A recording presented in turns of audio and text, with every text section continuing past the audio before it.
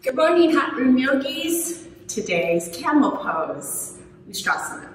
This is one of my favorites. I have like a top 5 collection of all-time favorite postures. I think I appreciate the camel.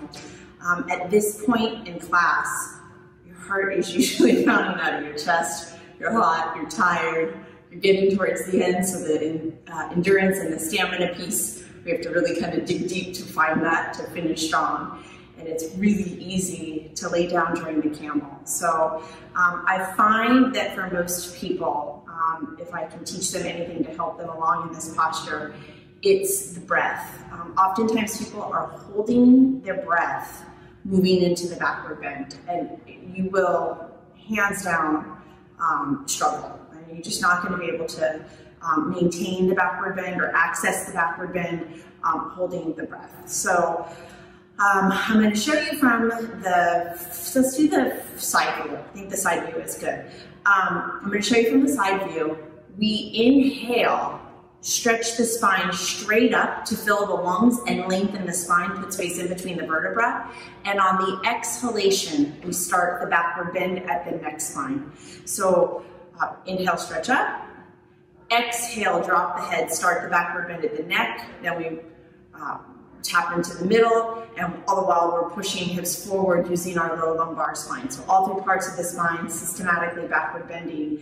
By the time you're getting back to grab your feet, you're not moving the butt back towards the heels. So the hips have to stay over the knees, forward pushing towards the mirror. And by the time you're grabbing your heels, the lungs are empty. So you'll maintain the backward bend, holding on to the heels, not a lot of pressure, right? You're not holding on to the heels for dear life. It's a little bit of pressure to put the palms flat on the heels to push hand palm into the heel to kind of get the hips a little bit even more forward, but not a lot of pressure. And then you're breathing in the final expression with the lungs empty, small little sips of air. So you can really focus with the lungs empty, pushing chest and sternum up, letting the head, the neck muscles relax, using the hands to put a little bit more pressure, always pushing forward to access the low lumbar. So there is a lot happening in the backward bend, and you're hot and you're tired, and it's the end of class. So let's take a look at it, and then you guys can practice.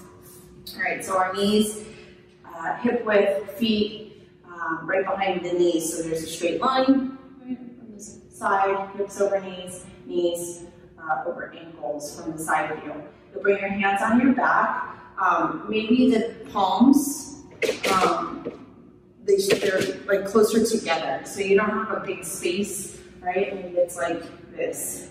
And the idea is that we're gonna try to wrap the elbows back. And eventually the elbows will disappear in the front mirror when you're doing your setup. But instead of the shoulder heads forward and down, think up and back. So you're squeezing the shoulder blades behind you. You're going to look forward, pick a spot with your eyes, don't move your eyes.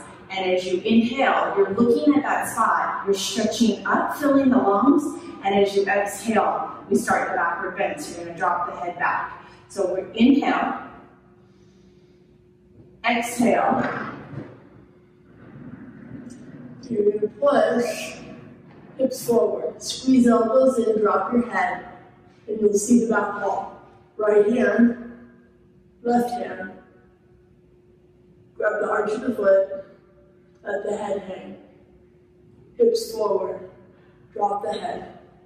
Hips forward, drop the head. And release, right hand, left hand. You'll come out of the posture, reverse the way you went in, turn around, and lay down.